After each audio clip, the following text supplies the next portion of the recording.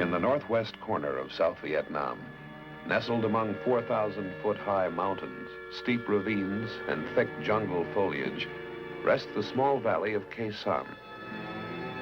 At this time in history, it is calm and peaceful. But from January 21st to March 31st, 1968, it was the scene of one of the most bitterly fought and highly publicized battles of the Vietnam War.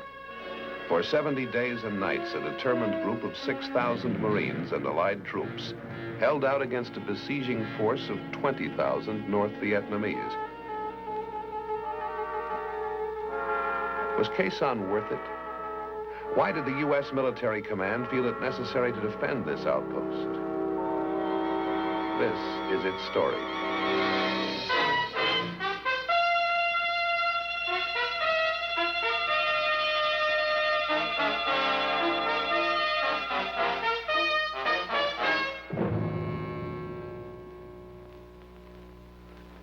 Many times I'm asked what part I think Khe Sanh will play in the history of our country.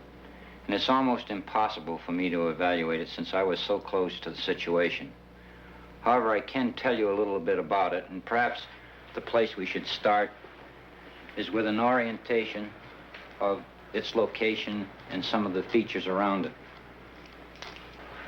Khe Sanh, as you know, is located 8 to 10 miles from the Sapone River, which is the boundary between Laos and South Vietnam. It's south of the demilitarized zone and has around it certain hill masses which control some of the infiltration routes coming down in this general area. And of course, Route 9, basically the only road in this area, runs from the Laotian border, continues on through and goes almost to the coast of Vietnam. In about April of 1967, the battalion surprised an enemy element on this particular hill mass. And eventually it resulted in the Marines seizing Hill 861, 881 South, and 881 North. After these had been seized, it was determined that a small unit should be placed on Hill 950 in this general area here, so that when August of 1967 rolled around and I took over the base, I found myself with troops on 881 South, 861, and 950. In the summer of 1967, the Battle of Khe Sanh was still many months away, but units of the U.S. Navy Seabees are already at work on the airstrip that will provide the only link with the outside, while the Marines are busy digging trenches and building bunkers. The weeks that follow are relatively quiet. Marine units continue their patrol operations with very little enemy action. In December of 1967, intelligence sources indicate the start of an enemy buildup. 2 North Vietnamese divisions are assembling in the deep areas around the base. The communists could be preparing for a major assault. If the base is to be defended, it will have to be reinforced. The decision is made by General William C. Westmoreland, top commander of U.S. forces in Vietnam. The Marines will stay and fight. He is supported by the Joint Chiefs of Staff. Khe Sanh was an important outpost. If the enemy had taken this outpost, I think the province of Quang Tri and the DMZ area would have been in jeopardy. The enemy had planned to take it as part of his Tet Offensive. At the same time, he had planned to overrun Quang Tri City, seize and hold Hue, and to roll up our defenses south of the demilitarized zone. If he could have seized that plateau, he could have run trucks with ammunition, logistics, and even conventional artillery into the Khe Sanh Plateau, and certain of our installations further to the east could have been made untenable. Now, we saw the enemy building up his forces in order to siege and eventually overrun Khe Sanh as he did Dien Bien Phu in 1954. The weather was very poor. In October, we had only 1 battalion there. In November, we increased it to 2 battalions. December, we kept 2 battalions there, but in January, we reinforced it with 2 more battalions, all Marine. And we then put a Ranger battalion in there. I wanted to put into Quai Son enough troops that I thought could hold it against ground attack. But I didn't want to put more troops in there than we could supply by air. Quai Son and Dien Bien Phu. The comparison was natural. In August of 1954, French paratroops had moved into the Viet Minh stronghold, then a part of French Indochina, located in North Vietnam. Bringing in heavy artillery, tanks, and equipment, they prepared for the Communists' attack led by the North Vietnamese general, Vo Nguyen Giap. But the French found themselves outmanned and outfought. They were surrounded, cut off from their source of supplies and reinforcements by a superior artillery, crippled by a lack of air power, and crushed relentlessly in Giap's powerful nutcracker. The end was inevitable. The French were overrun, forced to capitulate. The defeat brought an end to the Indochina War. 2 months later, the armistice agreement was signed at Geneva. Vietnam was partitioned, Laos and Cambodia neutralized. French influence in Southeast Asia collapsed. The Russian communists were quick to congratulate the victors, Ho Chi Minh and his brilliant General Giap. Now, 15 years later, the same General Giap is determined to repeat his victory at Quai Son. By January 1968, the stage was set. Inside the 1 mile by 1/2 mile perimeter of the Marine garrison were 6,000 U.S. Marines, a battalion of South Vietnamese Rangers, and a handful of Air Force and CB support troops.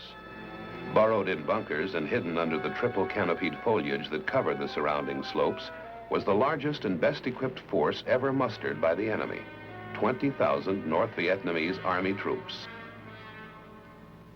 On the 19th of January, there was a recon patrol which had gone out in this general area north of Hill 881 North and ran into considerable trouble, and it really developed into quite a tense situation. But eventually we were able to get them out and brought them back to Hill 881 South. So the next day it was decided that we should go out and clean out this enemy force which had evidently come in the 881 North area. So we sent one of the companies from 881 South towards 81 North, and they banged head-on into what evidently was a NVA battalion. This was a day-long fight, and by nightfall they were still in contact and heavy action. And with nightfall coming on, we withdrew them back to Hill 881 South. We had plans to go out the next day, but then on the morning of the 21st, about 0500 in the morning, the base received heavy mortar, rocket, and artillery fire. Almost simultaneously, Hill 861 came under attack from about a battalion-sized NVA force.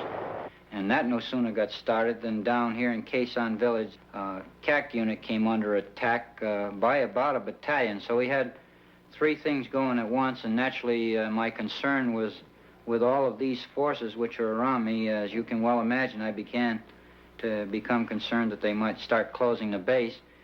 However, it didn't take very long to really upset me when, in a few minutes later, after this whole thing is boiling to a pot, that the ammo dump went completely up,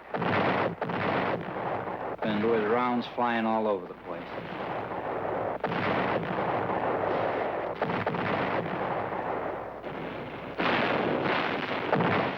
The siege is on.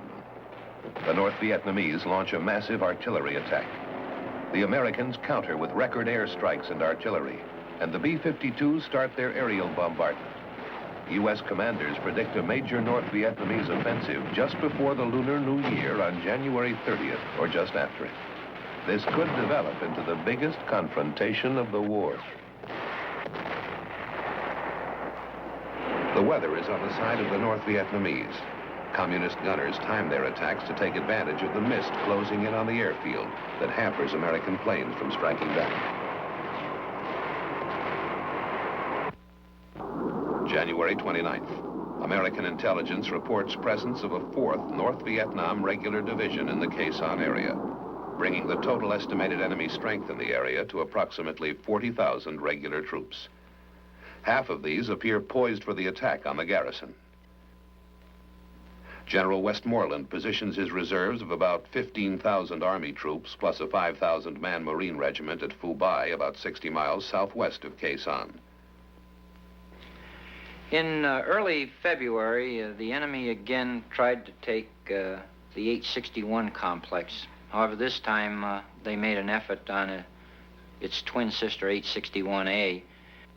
The attack on that hill was repelled through the use of not only the supporting arms, artillery, air, but also, as with every other attack on the perimeter, by the organic infantry weapons, the 81 millimeter mortars, 3.5 rockets, M79, machine guns, and mines, and every other weapon available to an infantry battalion. February 10th.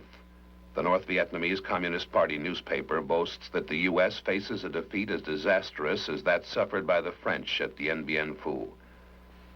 There is growing concern over the fate of the Marine garrison, as the U.S. press also revives the specter of Dien Bien Phu. At stake now is more than a key military stronghold. The Communists are out to inflict heavy casualties on the American troops with a major victory, so that the U.S. would enter negotiations on terms favorable to Hanoi. The Battle of Khe Sanh.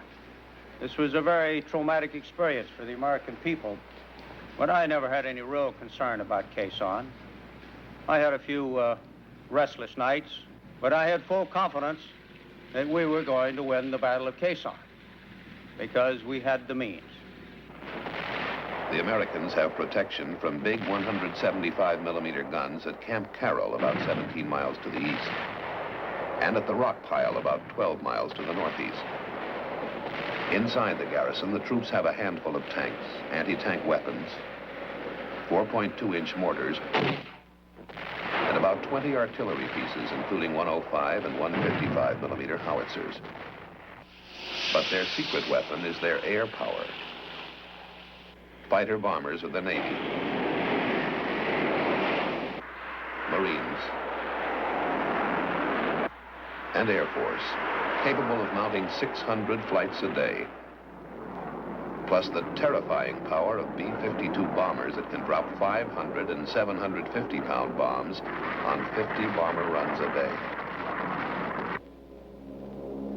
And then there are the supply planes, giant C-130s and 123s that build a lifeline through the shrapnel-infested skies to keep the Marines supplied with food, ammunition, medical supplies, building materials, and mail from home.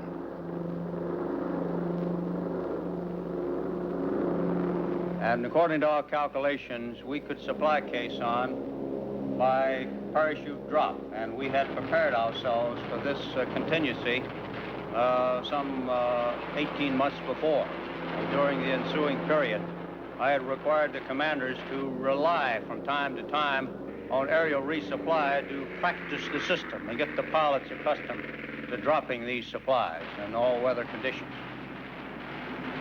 So when the time arrived, we were able to supply that garrison of some 5,000 people.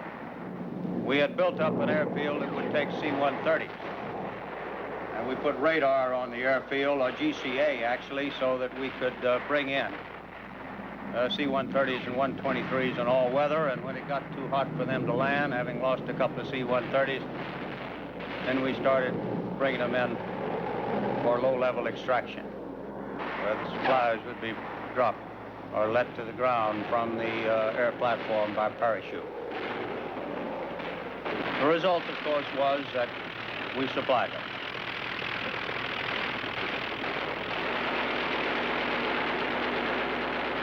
February 13th. Marine casualties mount when a U.S. Marine platoon is ambushed by the Viet Cong 800 yards outside the barbed wire. Throughout the month of February, the North Vietnamese artillery continues to pound the garrison. Some of their guns are apparently dug into the caves across the Laos border 10 miles away. believed to include 130mm and 152mm guns and rockets. The Americans countered with airstrikes and B-52 bombings, pinpointing the advancing communists only yards from the base perimeter. The Marines were told to button up. I told them to confine their patrols to close-in patrols for their own security, because I did not want them venturing too far afield where men would get killed and wounded or lost, so that we could not afford to put our firepower in the area where we knew they were located. And we started pouring it on. And that's the thought that came to mind when I called this Operation Niagara. And this is exactly what happened. The bombs fell all the month of February and all the month of March. Arclight is the code name for these terrifying bombers. Coming in at 20,000 feet and literally destroying the target area with their 500 and 750-pound bombs. The North Vietnamese troops are forced to dig in, keep their heads down, and concentrate on avoiding being scorched by napalm or pulverized by the bombs. When bad weather comes, and at night, they bomb by radar, pinpointing their targets by means of a ground-controlled system called Sky Spot. February 22nd. Troop movements have indicated that the enemy is massing for the long-awaited attack. The defenders waded out, sandbagged bunkers and trenches, their positions surrounded by tangled coils of barbed wire studded with explosive charges and claymore mines.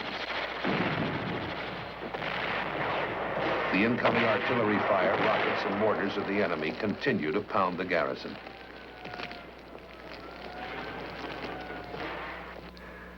In Saigon and Honolulu, watch teams manning the war rooms wait throughout the weekend of March 3rd, expecting word that the anticipated communists' assault has been launched. From the communists' viewpoint, the weather conditions are ideal, and American intelligence reports indicate that the all-out attack should come early Monday morning. But it does not develop. Apparently, the communists are unable to mass their troops for the attack because of the airstrikes and heavy bombardment.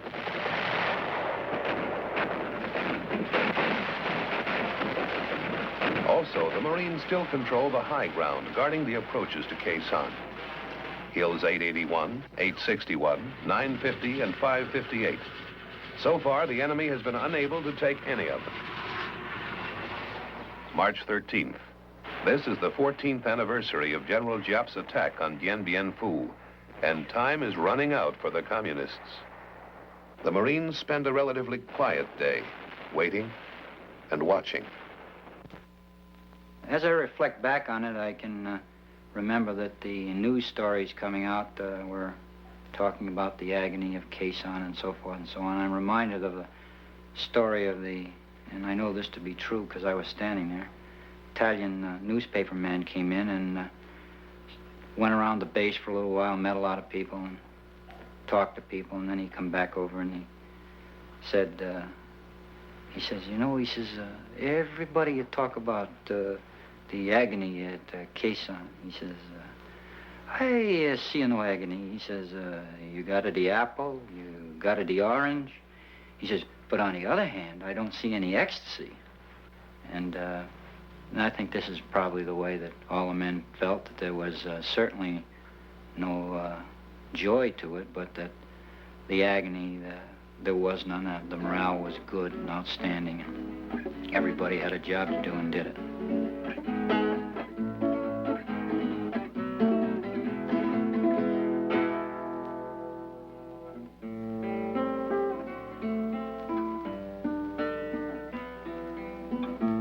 Because of the resupply, we never ran out of sea rations.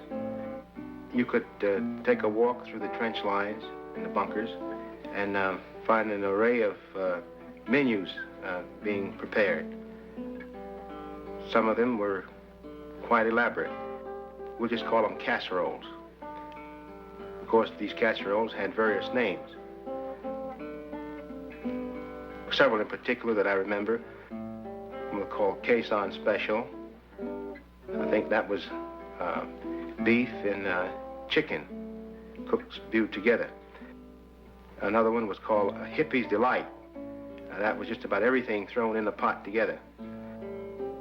And there were another one called Mulligan Stew. That was my specialty. I only had 3 meats in this type of stew. We beefed it up with hot sauce and meat sauce, and it was quite tasty. March 26th, the enemy closes in, digging tunnels and working their trenches close to the base perimeter. 5 times they have probed the garrison's defenses, hitting the perimeter in battalion strength. But each time they're thrown back. The enemy is still unable to mass for the all-out attack. March 27th, the enemy has withdrawn 1 of his 2 divisions, and substantial elements have been withdrawn from a 2nd North Vietnamese unit. Now the heavy U.S. bombing and airstrikes only heighten the desire of the remaining North Vietnamese troops to get out as the monsoon lifts and the weather clears. The Marines move out of their trenches and bunkers to seek and engage the enemy on the ground. And on the 1st of April, the weather broke, and we were able to exercise our contingency plans by moving the 1st Cavalry Division, reinforced by a regiment of Marines, up Highway 9 to make a ground link-up, and the Marine engineers opened Highway 9, and we've been rolling trucks over it ever since. These are the relief troops of Operation Pegasus, 30,000 men strong, a joint force composed of the 1st Air Cavalry Division of the U.S. Army and South Vietnamese troops. Sweeping down from the narrow highway from the north, they see little of the 2 North Vietnamese divisions that had surrounded the base.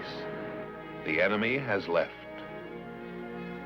silently pulled out and given up the battle, leaving in his wake a scarred and churned up landscape, blown up and destroyed bridges that must be rebuilt before the convoy can proceed, and hidden mines that must be found and exploded. Fleets of helicopters lift men and artillery into the hills surrounding the base.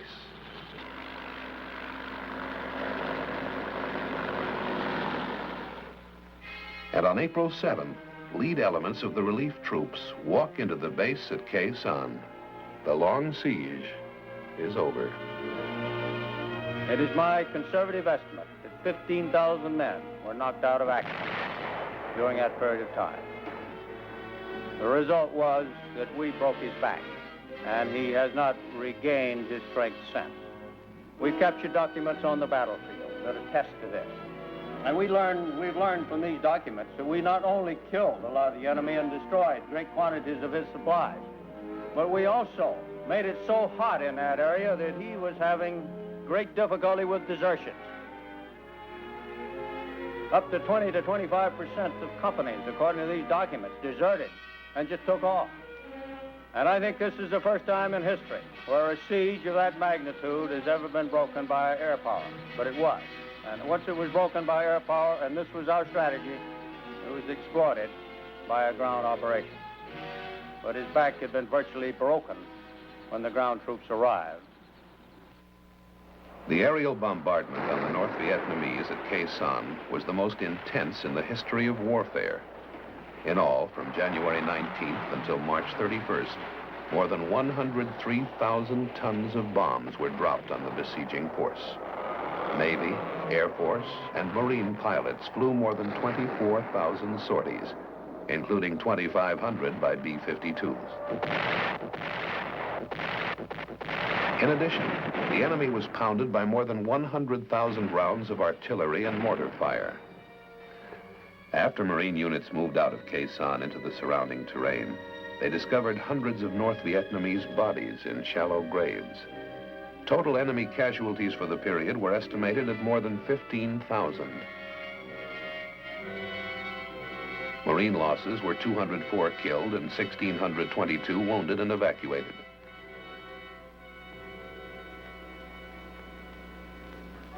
On May 23rd at the Air Force Base in Utapao, Thailand, General Westmoreland paid tribute to the B-52 crews who had supported the aerial bombardment throughout the siege. You crews that man the B-52, which have been part of the overall team, a professional team, but your contribution has been of the utmost importance, and we would not be in the posture today without what you have contributed. On that same day, at the White House in Washington, D.C., the 26th Marine Regiment and its reinforcing units were cited by the President for their gallant fighting and countless acts of individual heroism in defending Khe Sanh. Colonel David E. Lowndes, the commanding officer of the Marine post, received the Navy Cross.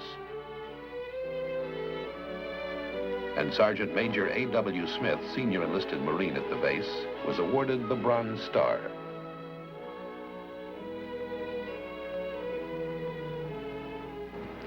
Some have asked what the gallantry of these Marines and airmen accomplished. Why did we choose to pay the price to defend those dreary hills? The fortress at Khe Sanh straddled critical supply and infiltration routes that the North Vietnamese were using. Route 9, which it commanded, was to be a major avenue for the enemy into populated areas and into the cities of South Vietnam. By pinning down and by decimating 2 North Vietnamese divisions, the few thousand Marines and their gallant South Vietnamese allies prevented those divisions from entering other major battles, such as those for Hue and Quang Tri. I believe that our initiative toward talks with North Vietnam was greatly strengthened by what these men did at Khe Sanh, for they vividly demonstrated to the enemy the utter futility of his attempts to win a military victory in the South. Brave men such as the 26th Marine will carry on the fight for freedom in Vietnam, and soon, God willing, they will come home. We would like nothing more than to see that day. But until they do, we shall express, at moments such as these, on behalf of all our American people, our great gratitude for the protection they have given us and our great appreciation for their selfless bravery. At Khe Sanh today, the airstrip is deserted, and the trenches and bunkers have long since been abandoned. The defenders have gone, as the changing nature of a changing war imposes new requirements on military strategy. The battle that was fought here will now take its place in history. Perhaps someday, historians will call it the most important single battle of the Vietnam War. Only time can determine that.